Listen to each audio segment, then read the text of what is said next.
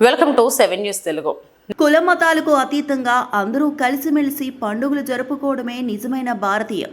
కొడాలి నాని మల్లైపాలెంలో ఘనంగా రంజాన్ ఇఫ్తార్ విందు పాల్గొన్న మాజీ మంత్రి కొడాలి నాని.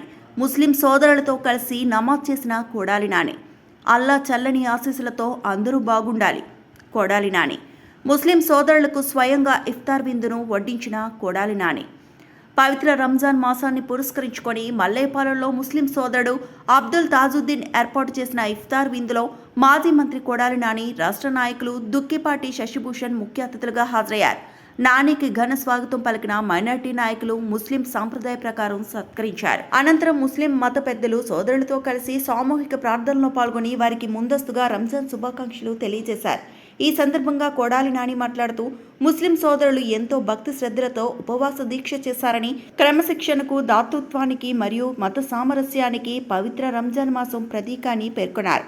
మల్లేపాలెంలో ముస్లిం సోదరులతో తనకు ఎంతో కాలంగా విడదీయలేని అనుబంధం ఉందని, వారి ఆహ్వానం మేరకు ఇక్కడికి రావడం సంతోషంగా ఉందని ఆయన తెలిపారు.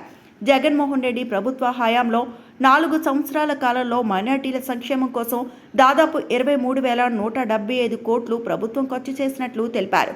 పేద ముస్లిం కుటుంబాలకు అండగా ఉండడంలో తమ పార్టీ ఎప్పుడూ ముందుంటుందని స్పష్టం చేశారు. మల్లైపాలెంలో ముస్లిం సోదరులకు కొడాలి నాని స్వయంగా ఇఫ్తార్ విందును వడ్డించి వారితో కలిసి విందులో పాల్గొన్నారు. ఆయన పర్యటనతో గ్రామంలో రాజకీయ సందడి నెలకొంది. ఈ కార్యక్రమంలో పట్టణ అధ్యక్షుడు గొర్ల శ్రీను, సీనియర్ నాయకులు దుక్కిపాటి శశిభూషణ్, పాలేటి చంటి, మెరుగుమాల కాశీ, మట్టా జాన్ విక్టర్, కందుల నాగరాజు, గుత్తా నాని, కండవిల్లి రవి, చుండూరు శేఖర్, కొంకితల ఆంజనేయ ప్రసాద్, అడప పండు, గంటా శ్రీనివాసరావు, నీరుడి ప్రసాద్, మహమ్మద్ కాసిం అబు, ఎస్కే బాజీ, షేక్ సయ్యద్, కరీముల్లా బేగ్, ధనియాలపేట బాషా, ఆలీ బేగ్, షమ్ము, ఇనియాతుల్లా సమాద్, సర్దార్ బేగ్, కయ్యూమ్, యహియా బషీర్, అఫ్సర్, మన్సూర్, రియాజ్, అబ్దుల్లా ఖాన్, లతీఫ్, రెహమానీ, రసూల్, నవీన్, గౌసీ, షబ్బీర్ బహీర్, పెద్ద ఎత్తున ముస్లిం సోదరులు, వైఎస్ఆర్సీపీ కార్యకర్తలు మరియు స్థానిక నేతలు పాల్గొన్నారు.